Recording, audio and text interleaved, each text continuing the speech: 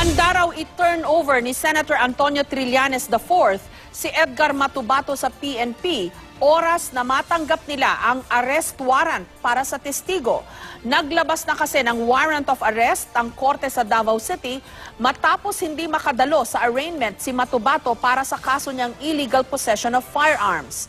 Pakiusap ni Trillanes, hayaan siyang mismo ang personal na magdala kay Matobato sa Camp Crame para i-turn over kay PNP Director General Ronald Bato de la Rosa. Yan ay para maiwasan daw ang gulo na pwedeng mangyari kung aarestuhin pa si Matobato. Dagdag pa ni Trillanes, walang intensyon na hindi dumalo sa arraignment si Matobato. Hindi raw siya nakapunta dahil hindi niya alam na meron pala siyang arraignment. Kahit ang abogado niya, hindi raw ito alam. Handa rin daw si Trillanes na bayaran ang piyansa para kay Matobato. Sa ngayon ay si Trillanes ang nangangalaga at nagbibigay ng proteksyon kay Matobato na nagpakilalang hitman ng Dimanoy Davao Death Squad. Ako ang naghahawak ng kanyang custody and security, so pwede niyong ipadaan sa akin yung warrant of arrest at ako na ang magpapaabot sa kanya para hindi nyo na kailangan hanapin pa at wala ng untoward incident. Interpretation, tinutulungan ko pa eh. Sinabi ko pa nga sa kanya doon sa loob ng refectory, cool ka na, kaya mo, huwag ka mag-iinit dahil ganyan talaga, mahirap talaga. Eh pagkatapos nung tinago naman yun, ako napaka-unfair naman. Una pa, hindi pa sabi ko pa nga eh, I think it's just an oversight. Hindi sinasadya. Pero makita ko na talagang may mga testigo. Tapos nung lumapit, ang nag-trigger sa akin, umalis yung testigo, samantala may order, huwag kang aalis, dahil andito pa yung mga yan. Alam nyo aalis na yan bukas. Eh bakit umalis? Dahil nagkalabasan na meron pa ng kaso. Eh siyempre, puputok na yan. You cannot help us all feel, si Lacson lang gusto niya, terminate na eh. Tigil na. Ito ko, ayoko. Ba't natin terminate ito? Eh, sasabihin ng tao, tatago tayo. Eh, pero nung lumabas nga yung note na sabi nga, dinala because mako-compromise daw yung security, eh dapat nagpaalam. Kasi kung nagpaalam, at least magkakaalaman, di ba? At saka, andun ako sa oversight lang yan. Sige na, nasaan ba yung kaso, pakita nyo. Eh, nung pagka 1+1, naging 2 eh. Diba? Pero sir, pwedeng mag-decide kayo, sir, na i-terminate na dahil dun sa, sabihin nyo nga, sabi ng ibang kasama nyo, you were taken for a ride. Pero sir, ito'y tungkol kay Matobato. Kung nagsinungaling man siya, granted nagsinungaling, paano sir yung main reason para dito sa hearings, which is yung ngayong... Ang nagdala kay Matobato sila eh. Ang hinahabol ko, kita naman yun, palagi ko inuulit yung gagawin ng committee, di ba? Hindi naman yun ang hinahabol ko eh. Pero ang lumabas, Matobato was the end all and be all for their case. Nung mag-i-implode na si Matobato, lahat sila sabi, you know, to my mind as a lawyer, hindi ko dadalhin yung Davao group here. Sasabihin lang na, wala kami kinalaman dyan. So paano yun? Ibig sabihin, hindi talaga yung EJK na nangyayari ngayon ang main purpose, kundi nila. Davao at Duterte. Duterte pa rin ang target eh. Ako, ang target ko, abay, teka, magpaliwanag nga kayo. Eh, dala ko, papakita ko sa inyo. Bayan by bayan, ito ang pinatay dyan. Ikaw ang provincial director. General de la Rosa, anong ginagawa mo din sa provincial commander na ito? Hindi siya gumagawa ng kanyang trabaho. Di ba? Doon dapat tayo pupunta para matigil, para mahinawan ang tao. Eh kung hindi yun ang pakay natin, ba't tayo nag-iimbestiga? So sa tingin niyo po, Senator, may ibang agenda talaga? Ang agenda talaga si Duterte. Ang problema naman doon sa presidente natin, napipikon siya. Sinasagot niya lahat. Kaya nga sabi ko nga, nadadapa ka sa sarili mong espada, mahimik ka na, huwag ka na magsasalita, gawin mo lang yung trabaho para matapos tayo. Sigurado may magsusulsul dyan laban sa akin. Hindi ginagawa na senador yun. Pero na siya presidente ganito, no? Pero mahal natin ang bansa eh. Kailangan sabihin natin dahil maraming issues sa foreign relations na napipigil siya. Mayroong mga issue na dapat natin pag-usapan. Committee on Justice and Human Rights, this meeting is now in order and I will ask Senator Lacson to convene his own committee. On the part of the Committee on Public Order and Dangerous Drugs, this hearing is hereby called to order. Thank you, Mr. We call to order the hearing today on the Committee on Justice and Human Rights jointly with the Committee on Public Order and Dangerous Drugs after having suspended the hearing last 22nd September.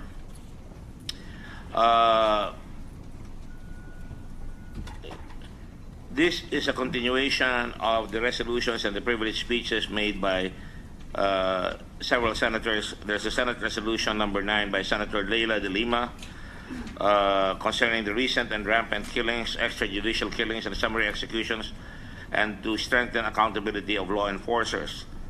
That's the highway upon which we are going to traverse in this investigation.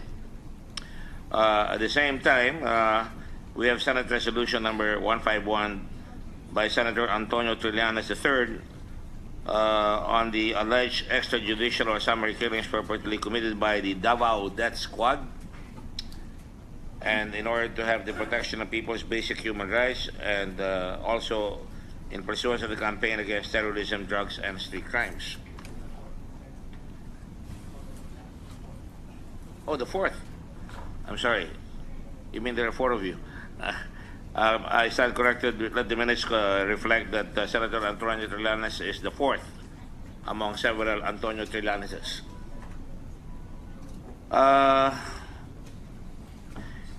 Inasmuch as I am told by the committee secretariat that, and because of the motion made by Senator Delima, the Davao police are here.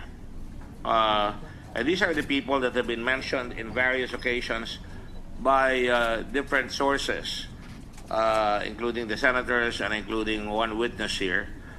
We're happy that they have arrived, and let me just acknowledge some of the personalities here that have arrived, and we thank them. Good morning to everyone. First and foremost, the General De La Rosa, Ronald De La Rosa, and General Eleuterio of IAS, Internal Affairs. Is he here? Yes. And of course, Undersecretary Cui. I'm sorry, I should have acknowledged you first. Civilian authority being supreme over the police and the military. Undersecretary of Local Government, and of course, Director La Peñas of the Dangerous Drugs Law, Dangerous Drugs Board, and of course, PIDEA. I'm sorry, PIDEA, and Director Dante Gueran at the National Bureau of Investigation, Director. We also have Police Chief Superintendent Manuel Garlan of Davao, and of course, thank you again to Chief Superintendent Marquez, Augusto Marquez Jr., and also Bartolome Ricardo, Superintendent Bartolome Ricardo of the Philippine Army. And there will be other witnesses that will come over again. But before we call in the witnesses, those of you who have not taken your oaths, will you please stand up so that we can administer the oath? Comsec. Please raise your right hand. Do you solemnly swear to tell the truth, the whole truth, and nothing but the truth in the inquiry? You may sit down. Thank you. Let it be reflected that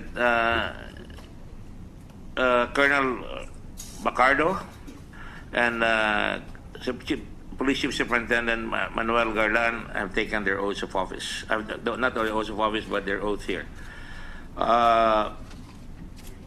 Again, I reiterate the previous rules that we in the committee have agreed upon. There are 2 lecterns here for all the committee members to use upon recognition.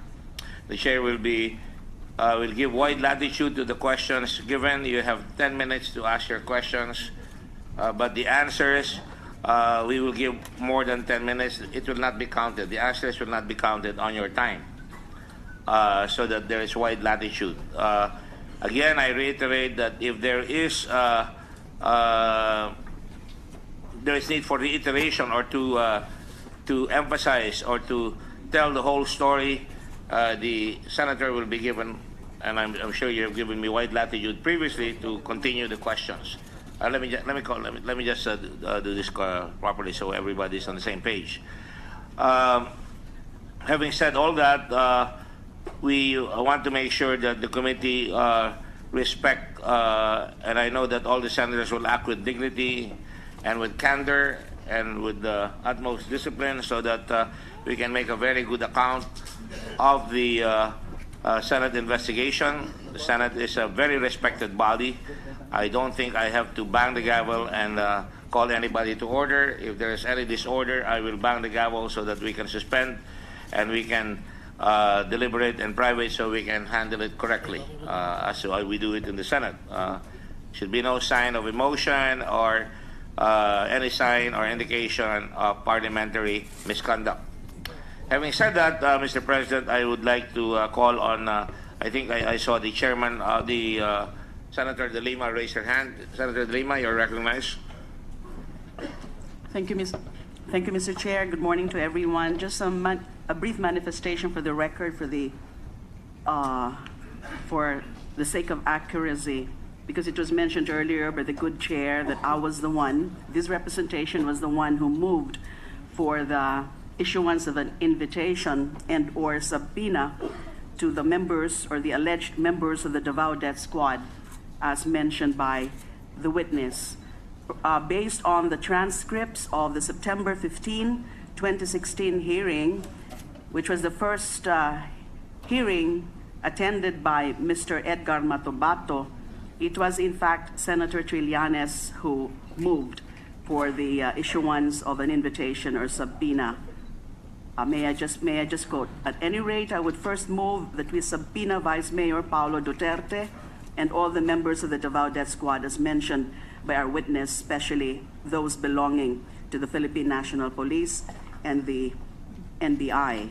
And I just reiterated that motion during the last hearing of September 22. I just invited the attention of the body as to the invitation as requested by somebody else. So it turns out that it was, in fact, Senator Trillanes and not this representation who asked for such invitation. Thank you. Mr. Chair, may I also make a manifestation? Let me just address the manifestation made by Senator Delima.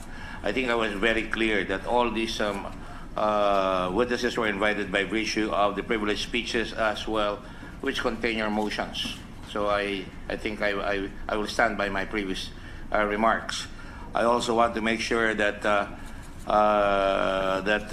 when we call these witnesses, this is also by virtue of the resolution made by Senator Trillanes. Now, on the motion, is that which you say is a reiteration that was never carried last time because I think there was an objection by Senator Subiri. But let me just point out that the committee will later on talk among each other as to whether we will invite them. In the first place, insofar as the Davao Death Squad, there is no finding yet that the Davao Death Squad exists. There is a lot of talk, and that's why we brought them here to find out whether, in fact, there is an existence of a Davao Death Squad. So it is very difficult for the chair, and as well, I'm sure with my confrere, Senator Lacson, to, I hope I am not speaking out of turn, Senator Lacson, to invite the Davao Death Squad because nobody's going to come up and show up just like that.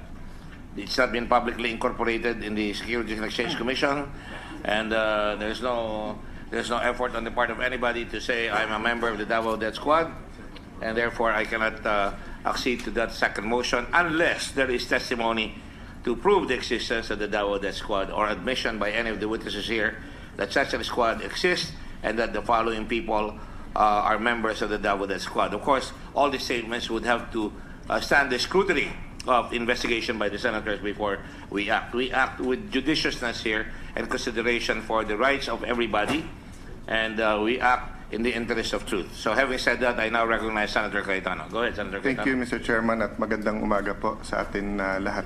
Sir Chairman, you actually already stated what I wanted to manifest, that we are inviting people who have been mentioned. It is the tradition of the Senate that they can defend themselves here. It is the tradition of the Senate that in accordance with the Constitution, a person can confront his accusers, but to call them as members of the Davao Death Squad would be having an unfair conclusion at this time. So Colonel Dionisio Abude, retired of the Heinous Crime Division, SPO3 Las Cañas, who Mr. Matobato continually referred to, PO3 Ayaw and PO3 Jumawan, and others are here today because they were named and invited. If need so, Mr. Chairman, I'm willing to present them, not to attest to the truth of their testimony, but to give them a chance to refute the testimony, to refute or to accede to meaning to confirm or deny the testimony of Mr. Matobato.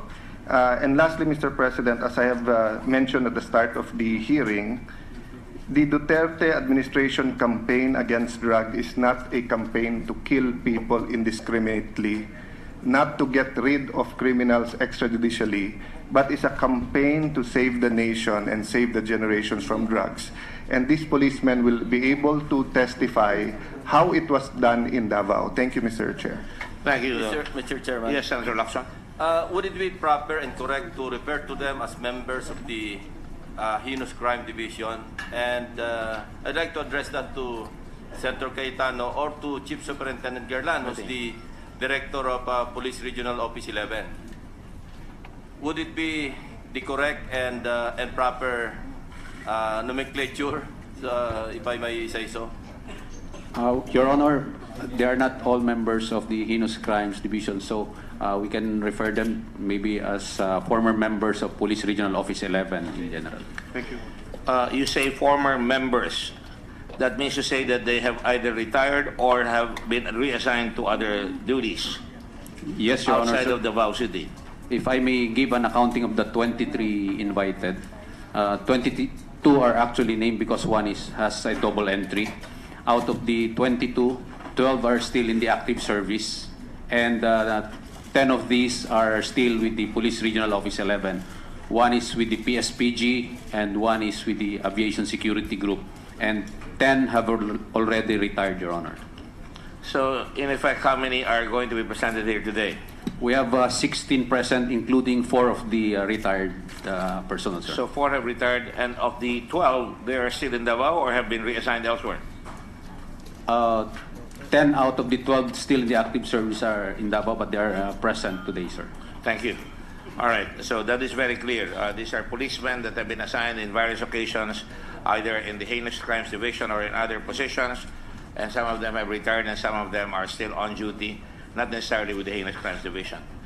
Having said that, in response to Senator Cayetano, I will give him the proper time, not necessarily as a presenter of the witness. In fact, one of the things that was worrying both Senator Lacson and myself, sino ba ang magpipresenta sa witness dito? Because ang nag-imbita ay sila Senator Delima. Hindi naman nag-imbita, ang reference namin ay yung motion at saka yung privilege speech. Kaya kung hindi nila gagawin yun, I suppose kailangan isalang natin ang testigo at magtatanong tayong lahat ngayong araw na ito. At kung makakatulong si Senator Cayetano, kung gusto niyang mag-clarify or he may have some information that we don't have, I will give him wide latitude. Okay? Having said that, we shall now proceed to the hearing per se. I want to remind the COMSEC, because I asked him earlier that there were requests for pending documents, pending requests for documents. I want to know from him if those documents have all been submitted. Yes, sir. Can you please go to the microphone? Because I would want to have a senator say, we requested and that they were ignored. Yes, sir. These documents have been submitted already. We have marked the documents annexes A to L. All right, and these documents are available for every senator Yes, to produce, for- and they will be distributed accordingly. Is that correct? Yes, sir. And they have not been distributed right now. Yet. Sir, What is yes? Sir, we're working on. What is of the yes? address- Have you distributed them or not? Not yet. We're depending on the request of the senator, sir, because we have problems with the manpower and the facilities. I the don't think we equipment. have problems with the manpower. It's just a question of your execution of this. The Senate President has given me latitude to, for you to ask other members of other employees here in the Senate for you to be assisted, because I raised that point, because there are voluminous documents. So please make do. Yes, Lead. sir. Yes, sir. We will do that. All right, thank you. I will expect that in fairness to the senators, that they all are given the necessary documents that have been asked for, so that they can produce and study them and be the basis for questions and judgment. Having said that, we shall call our witnesses now. Is that okay with everybody? Are there any questions? Who shall we call first? Senator Cayetano, I heard you say a certain colonel in charge of the Heinous Crime Division. Or maybe I should ask Chief Superintendent Garland. Sir, may we request that former Senior Superintendent Abude be the first to present? Chief Superintendent Apulit, Police Senior Superintendent Abude, sir. active duty, Retired already, sir. retired. Abude, A-B-U-D-E. In Bisaya, it used to be Abode. It became Abude. Yes, sir. All right, thank you. Abude. Committee Sec, please call the witness here and should they sit up front here. You notice while we were waiting for him that we place a special podium for the special table for the witness, so that nobody can say that he's being coached. Colonel Abude? Sergeant at Arms? I would require that a lawyer be provided him. If he has brought a lawyer, that would be appreciated if he would he would present himself. And Mr. Chairman, yes, Senator Trillanes, while we're waiting. based on the agreement last hearing, the witness, Mr. Edgar Matobato, was supposed to identify the other officers. We will come to that. We're not at that moment. If you will recall, there was no agreement. I merely said I did not dismiss him. Precisely, I did not dismiss him, just in case we will lead him. When the proper time comes, if you request, after testimony has been made, that would be more timely than now. Well, if we're going to introduce these officers one by one, then that would preempt the whole thing, Mr. Chairman. Mr. I believe Chairman. it would be proper for him to identify these officers first, again as another test of credibility.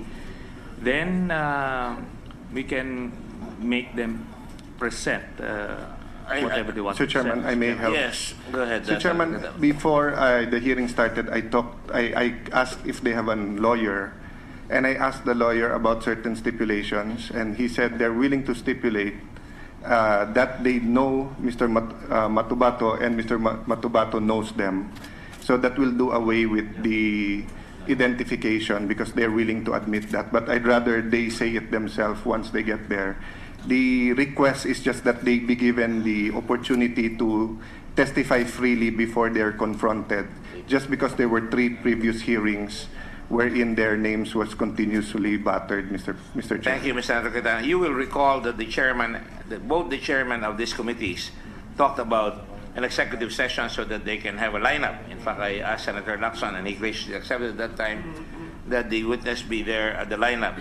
But in fairness to the policemen, we wanted that so that they would not be unnecessarily ridiculed, or their families could be, put to embarrassment. These are people who serve, and as far as I'm concerned, the general rule is that they do their duty. They're given that latitude. So having said that, anyway, all these people have been mentioned. The names that you have invited have been mentioned, and if they have not been mentioned, then you can call the attention of the chair. And if we need to identify to let him be identified, then the chair will entertain a motion at that time.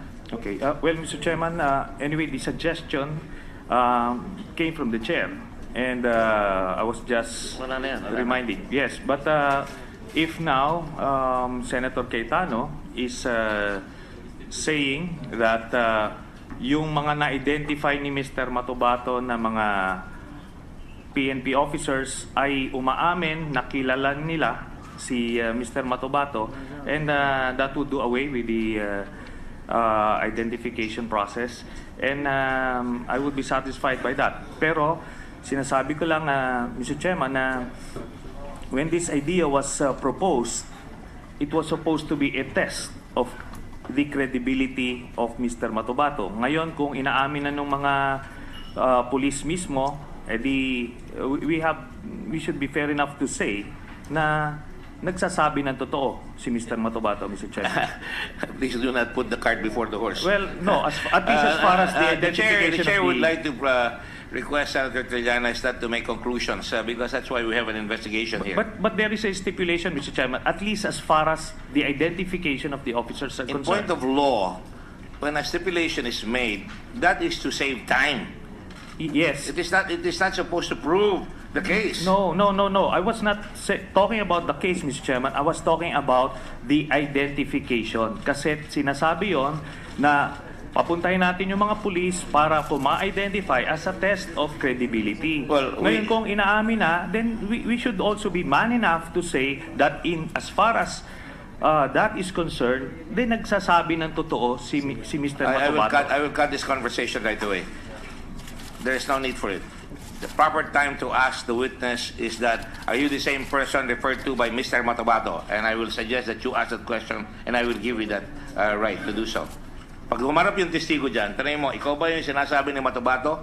Pag sinabi niyang oo, it doesn't prove anything except that the man exists. Tandaan natin, Davao yan. Makakakilala lahat yan. Kilala ng mga pulis yung mga hoodlum, kilala nila yung mga testigo. Nag-bury naman ako, kaya alam ko yung sinasabi ko rito. So, give me some latitude. Proceed, please. Is the witness here already? Would you please ask him to move forward? Umalis yung testigo, samantalang may order, huwag kang aalis, andito pa yung mga yan. Alam nyo aalis na yan bukas. Bakit umalis? Dahil nagkalabasan na meron pa ng kaso. Siyempre, puputok na yan. You cannot help us all feel, si Lacson lang gusto niya, terminate na tigil na. Ito ko, ayoko. Ba't natin terminate ito? Sasabihin ng tao, tatago tayo. Pero nung lumabas nga yung note na sabi nga, dinala because nako-compromise daw yung security, dapat nagpaalam. Dapat nagpaalam. Kasi kung nagpaalam, at least Yung warrant of arrest at ako na ang magpapaabot sa kanya para hindi nyo na kailangan hanapin pa at wala nang untoward incident. Interpretation, tinutulungan ko pa Sinabi ko pa nga sa kanya doon sa loob ng refectory, cool ka na, kaya mo, huwag ka mag-iinit dahil ganyan talaga, mahirap talaga. Pagkatapos nung tinago naman yun, ako napaka-unfair naman. Una pa, hindi pa sabi ko pa nga I think it's just an oversight. Hindi sinasadya. Pero nung nakita ko na talagang may mga testigo, tapos nung lumapit, ang nag-trigger sa akin, handa raw i-turn over ni Senator Antonio Trillanes IV si Edgar Matobato sa PNP oras na matanggap nila ang arrest warrant para sa testigo. Naglabas na kasi ng warrant of arrest ang korte sa Davao City matapos hindi makadalo sa arraignment si Matobato para sa kaso niyang illegal possession of firearms. Pakiusap ni Trillanes, hayaan siyang mismo ang personal na magdala kay Matobato sa Camp Crame para i-turn over kay PNP Director General Ronald Bato de la Rosa. Yan ay para maiwasan daw ang gulo na pwedeng mangyari kung aarestuhin pa si Matobato. Dagdag pa ni Trillanes, walang intensyon na hindi dumalo sa arraignment si Matobato. Hindi raw siya nakapunta dahil hindi niya alam na meron pala siyang arraignment. Kahit ang abogado niya, hindi raw ito alam. Handa rin daw si Trillanes na bayaran ang piyansa para kay Matobato. Sa ngayon ay si Trillanes ang nangangalaga at nagbibigay ng proteksyon kay Matobato na nagpakilalang hitman ng Dimanoy Davao Death Squad. Ako ang naghahawak ng kanyang custody and security, so pwede niyong ipadaan sa akin. alaman, di ba?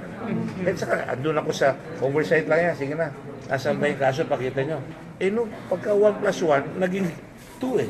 Diba? Pero sir, pwedeng mag-decide kayo, sir, na i-terminate na dahil dun sa, sabi na ibang kasama nyo, you were taken for a ride. Pero sir, ito'y tungkol kay Matobato. Kung nagsinungaling man siya, granted nagsinungaling, paano sir yung main reason para dito sa hearings, which is ngayong... Hindi siya ba ang nagdala kay Matobato sila eh. Ang hinahabol ko, kita naman yun, palagi ko inuulit yung gagawin ng committee, di ba? Hindi naman yun ang hinahabol ko eh. Pero ang lumabas,